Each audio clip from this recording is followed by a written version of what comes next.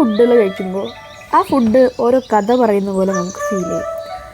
നമ്മളെ അത് പഴയ പല കാര്യങ്ങളും ഓർമ്മിപ്പിക്കും. അതുപോലെ ഒരു എക്സ്പീരിയൻസ് ആയിരുന്നു കഴിഞ്ഞ ദിവസം ഞാൻ ബവ വില്ലേജിൽ പോയപ്പോൾ. അവിടെ ചെന്നപ്പോൾ എന്താ ഉപ്പിലിട്ടതുണ്ട്, പുളിമുട്ടായി, അങ്ങനെ കുറേ ഐറ്റംസ്. അതിൽ ഒരു കോലിമുട്ടായി പോലത്തെ ഒരു സാധനം ഉണ്ടായിരുന്നേ. അത് ശരിക്കും ഞങ്ങളെ കസിൻസ് എല്ലാവരും കൂടെ ഒരുമിച്ച് കൂടുമ്പോൾ വാങ്ങുന്നൊരു സ്പെഷ്യൽ ഐറ്റമായിരുന്നു. അത് വാങ്ങി എല്ലാവരും കൂടെ കഴിക്കും. പിന്നെ എൻ്റെ അടുത്ത് ഇതിൻ്റെ ഒരു കളക്ഷനൊക്കെ ഉണ്ടായിരുന്നു കേട്ടോ. ആ സാധനത്തിൻ്റെ പ്ലാസ്റ്റിക് സാധനമില്ല, ആനിമൽ പോലത്തെ, അതും ഉപ്പിലിട്ടതും അങ്ങനത്തെ ഒക്കെ കഴിക്കുമ്പോൾ ഫ്രണ്ട്സിൻ്റെ കൂടെ സ്പെൻഡ് ചെയ്തതും കാര്യങ്ങളൊക്കെ എനിക്ക് ഓർമ്മ വന്നു. ഏറ്റവും കൂടുതൽ ഹൈലൈറ്റ് ചെയ്തൊരു സാധനം ഐശ്വര്യമായിരുന്നു. എന്താ അറിയില്ല, എനിക്കത് കണ്ടപ്പോൾ പപ്പേനെ ഓർമ്മ വന്നു. പപ്പ ഞങ്ങളെ മാസത്തിലൊരിക്കലെങ്കിലും ബീച്ചിലോ എവിടെയെങ്കിലുമൊക്കെ കൊണ്ടുപോകും.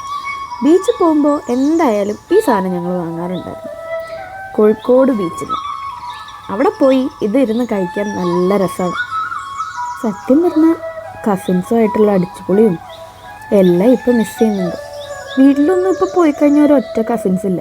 എന്താണാവോ, എല്ലാവരെയും കാണണമെങ്കിൽ ദുബായിലോ UK അവിടെ ഇവിടെയൊക്കെ പോകണം. ഒറ്റ ഒരെണ്ണത്തിൻ്റെ പേരിന് പോലും തിരഞ്ഞാൽ കിട്ടാത്ത അവസ്ഥയാണ് ഇപ്പോൾ നാട്ടിൽ.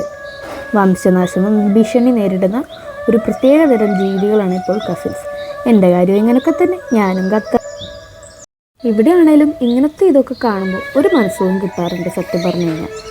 അതൊക്കെ പോയി നിന്ന് കഴിക്കുമ്പോഴും ആകുമ്പോഴും ശരിക്കും ആ ഒരു മിസ്സിങ്ങിൽ ഒരു ചെറിയൊരു കുറവ് വരാറുണ്ട്. അങ്ങനെ ഞങ്ങൾ അവിടെ ഇരുന്നതൊക്കെ കഴിച്ച് കുറച്ച് പഴയകാല കഥയൊക്കെ പറഞ്ഞ് ഞങ്ങളിങ്ങ് വീട്ടിൽ പോന്നു.